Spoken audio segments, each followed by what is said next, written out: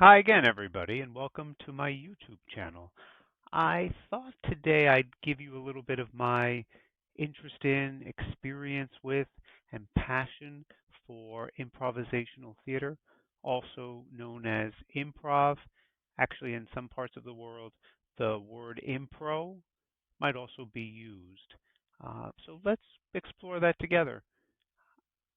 I'd like to begin this exploration by sharing that since I was a little boy, I've always been interested in putting on shows and getting connected to shows.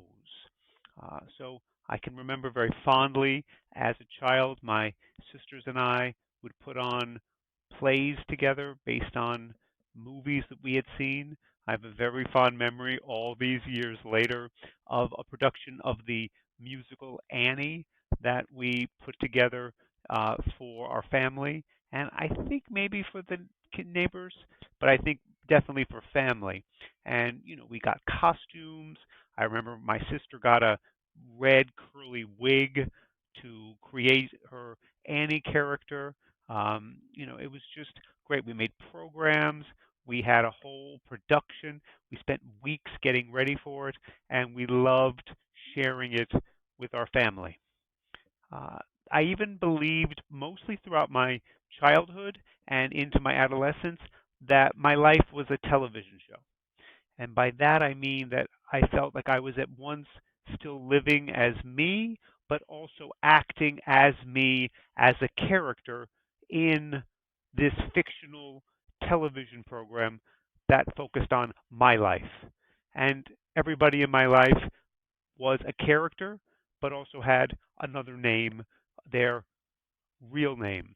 They were just acting as my classmate, my teacher, my friend, my mom.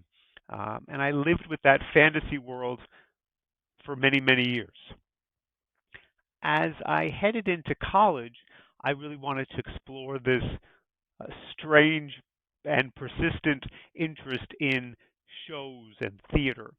And so, somewhere around my junior year, actually, I took an acting class, and I was just enamored with what kinds of activities folks did when they were preparing slash learning to be actors or preparing for a role. They were doing this holistic, full body practice where we would warm up our mouths and breath and prepare. We'd warm up physically. We'd build relationships with our other actors. We'd play with language. We'd play with motivation for characters and thoughts about what would our character do? How would our characters walk? What would our characters feel or think about what this situation is doing or giving to us? And I found that whole world fascinating. And so I played with that and registered for additional acting classes and auditioned for productions at the both local community level at my university and even within university productions, and absolutely loved it. While I'm saying all this fun of Annie and school productions and life as a television show, I started to notice in my undergraduate years two things. One, that while I was appreciating taking on these new characters, playing different roles, learning how to be an actor, it felt, while joyful, somewhat constraining. The constraining for me was these are the lines I have to say. This is the character I have to play. This is the story we're telling. And that felt fun, of course, still, but also like there was already a world that I had to act in. And I was playing back in the days with my sisters of Annie, I had to play Daddy Warbucks. Or if I were doing a production of Macbeth, I was Macduff's son. True story. And that's already feeling, while exciting, a bit like prescribed or scripted. And plays are scripted. They are already given to us, and directors, set designers, costume designers, stage managers help bring that story to life. And of course, actors do that. That distinct was distinct for me from my belief that my life was a television show. I didn't have any script for that. It's not like I laboriously wrote what my day coming up was going to be like or what the next season of my show was going to be. It came from the living of my life and whoever was in my life at that time. Particular teachers, particular friends, particular classmates, all of that would emerge spontaneously. So I started to notice and feel the tensions and ease of scripts or absence of scripts. The other thing I started to notice as I was particularly doing acting and theater experiences at the undergraduate level was how powerful these experiences could be even if and especially if you weren't necessarily an actor. In other words, the kinds of breath and articulation experiences I had, the kinds of group warm ups or getting to know each other games, the physical warm ups, all of these kinds of acting tools didn't feel like they should remain only for actors preparing to be Macduff's son or star in the big blockbuster movie of the summer. It felt like something everyone could do or that others could benefit from for sure. So I kept playing with that.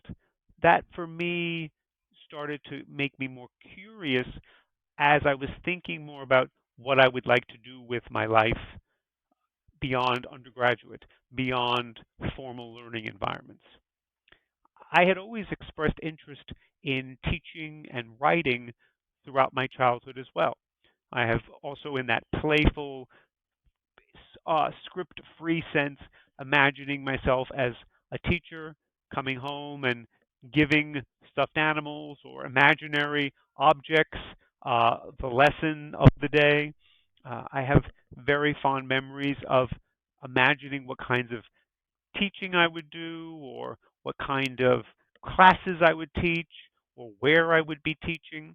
And so that fantasy world in teaching started to seem like I could marry the worlds of education or formal learning environments with this passion I had for theater, art making through drama in a way that, at least for me as a young man, didn't seem so readily available or familiar to me. Those worlds at that time felt rather distinct. Actors or arts folks did their plays or shows, and people learned very formally, very structurally, very rigidly in places like schools. And at least for me, never the twain shall meet.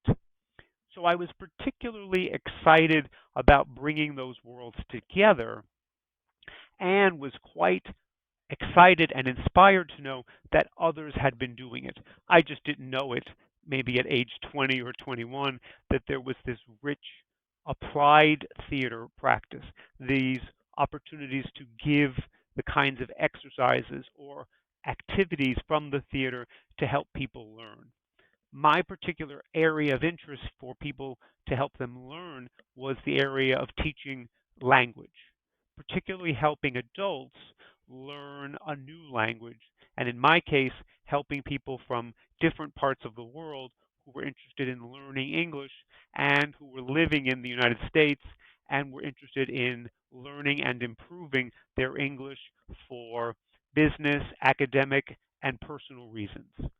So these wonderful students that I was starting to be interested in and had some now emerging experiences teaching, I was both doing some volunteer work as a undergraduate student with a community program helping adults learn English. And when I was on break from my university, back home with my family of origin, there was a for-profit business school that helped people from around the world who were executives at Philip Morris or IBM or Colgate, and they and their families were here, and I was one of their English teachers at that school.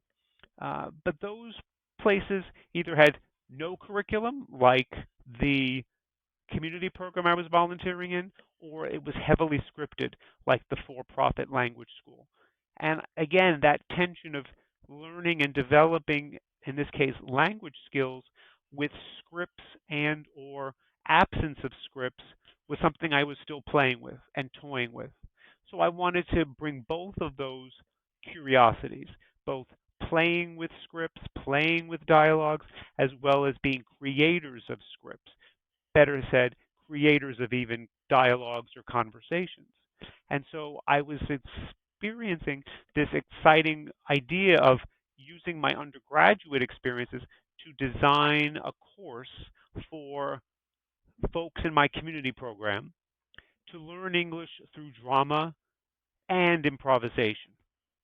And now here's coming this improvisation term that I've been bubbling with you all so far. I've mentioned the lack of scripts in my life as a TV show, or the lack of scripts that we might find, for example, in our daily lives. And I wanted to try out both approaches. I wanted to, not only for me as an emerging teacher and actor, I also wanted to support my adult learners to recognize that for them, language, especially as something that they're learning new, like a new or foreign language, feels very scripted. There are particular grammar rules, pronunciation rules, syntactic structures, rules, and lessons that feel like it's just another script, like an actor who's taking on a play, and they have to create their character, play their role. While that can be, and I hope you've been feeling it, an exciting opportunity, Daddy Warbucks, Annie, productions like that, Macduff's Son, I don't think that's the only thing we do when we are developing, communicating, using language. We also create emergently. We also create spontaneously, like my life as a TV show, or perhaps even now drawing upon another tool of the theater arts, which is improvisational theater, which sometimes people think is just merely anything goes, or it's chaos or structureless. I wouldn't say it is the just complete other opposite of a fully scripted play. It's, for me, the distinction between drama, as you might find in a script, in a narrative that's already been written and produced, is that that is a product that is performed. Improvisers create their products while developing the processes to do so. In other words, when we improvise, we're still drawing upon structures, tools, language, certain kinds of games or structures to help make the improvisation happen. Yet we're not overly determined in advance by what the story should be, or what everyone's going to say and when, or what the story will conclude with, or what might happen in the next performance of this show. There's this in the moment co creating that is not predetermined or anything is expected, but emerges with and in the activity of the improvisers or the actors, or now in the case of my students, the adults learning English. And that for me was amazing. The opportunity to feel that I could still draw upon tools like stories I knew, lived experiences I had, languages that I could speak, and create something spontaneously with others that would be enjoyable, developmental, educational, powerful, was like a huge shining light in my life. It felt like I no longer had to be cast in certain roles, Macduff's son, Daddy Warbucks, or even just my day to day expectations of how I saw myself or how others might have seen me. And instead, with others, I could create new stories, new possibilities, new activities.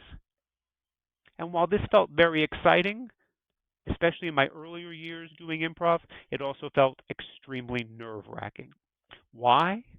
Because we tend to live thinking there are certain scripts that we must abide by. You're in the hall and you're walking this way, someone else is walking this way, and you say, "Hey, how are you?" "Fine, how are you?"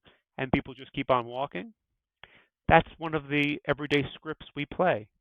The scripts that dictate, for example, how we stand in line at the grocery store, or how we bring two people together in the marriage activity. There are certain scripts that we just think we have to abide by or follow.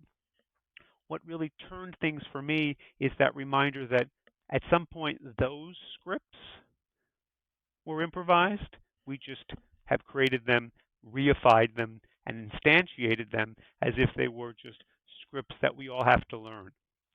The power of improv said, let's see what other activities we could create. What other kinds of dialogues could we do? What other kinds of stories could we create and tell? And whether that be stories and things we create for a performance on stage or other kinds of stages like in a classroom, just again felt super liberating. And so my students and I just reveled in playing with these new ideas. Was it absolutely frightening? Sure. None of us had ever taught or learned English that way. Was it thrilling to try it out? Absolutely. I would argue that it was thrilling to try out and not as always nerve-wracking as it had been or could have been because we drew upon the support of each other. The scripts were not just one person's responsibility. The creating of a story was not just up to me as the teacher or the director or anybody else who had some quote unquote position of authority.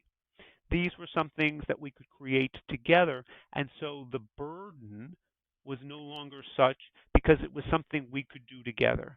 Yet what we could create together was unknowable because we were going to do it together in that moment.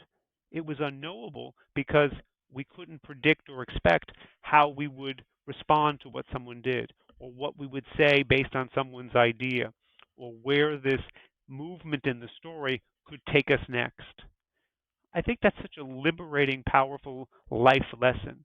How often we live thinking there's a script already given to us, whether it be at work, in our learning, in our relationships, and how that script is just something we're cast in and stuck in. I've been continuously now excited about this improvisational way of living, which is let's see what's happening both as and when we create it together. So this passion for my learning and teaching through improv, while it began as an undergraduate, was something I kept building after graduation and frankly haven't let go of for the past 30 or more years. I also have been bringing this idea of building through improvisational activities in youth development work, informal learning environments, in higher education, in community organizing and community organizations. And I have found the power and passion of having folks build something together. I also have continued to train and learn about improvising in theaters. For 12 years, I have the fondest loving memories of living in Chicago, Illinois, in the United States, and learning at some of the most famed institutions of improvisational theater, such as the Second City, I.O., and the Annoyance. And so much about the training that I had at those theaters wasn't so much skill driven, like here's what you do in this case, or here's what you should say in this case. I would say the main tool that the groups, these theaters, invited us to practice was this two-word phrase called yes and. When we say yes and in improvisation, we're doing two things and very powerful things at that. By saying yes, we're affirming and acknowledging what someone has just said or done.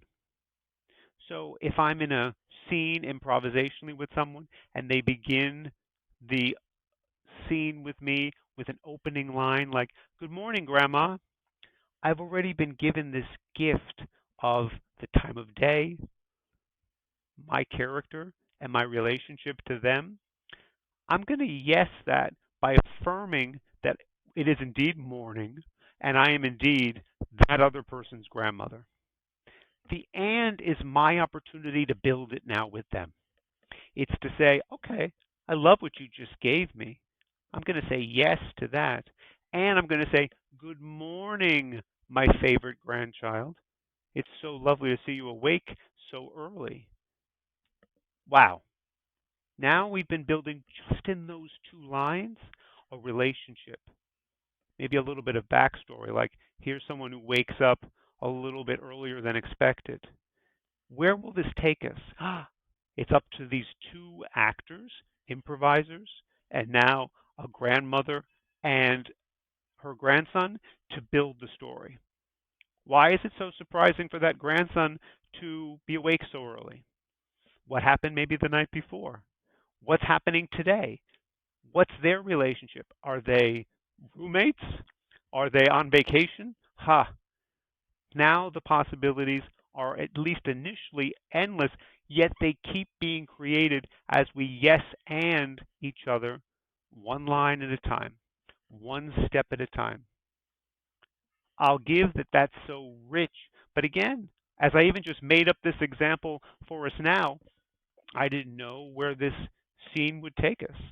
I just came up with this example of Good Morning Grandma and improvised with myself and you to decide a little bit of how that scene might go and what larger stories could come from that, of which not only were those possible that I gave to you as examples, but many, many, many, many, many more could.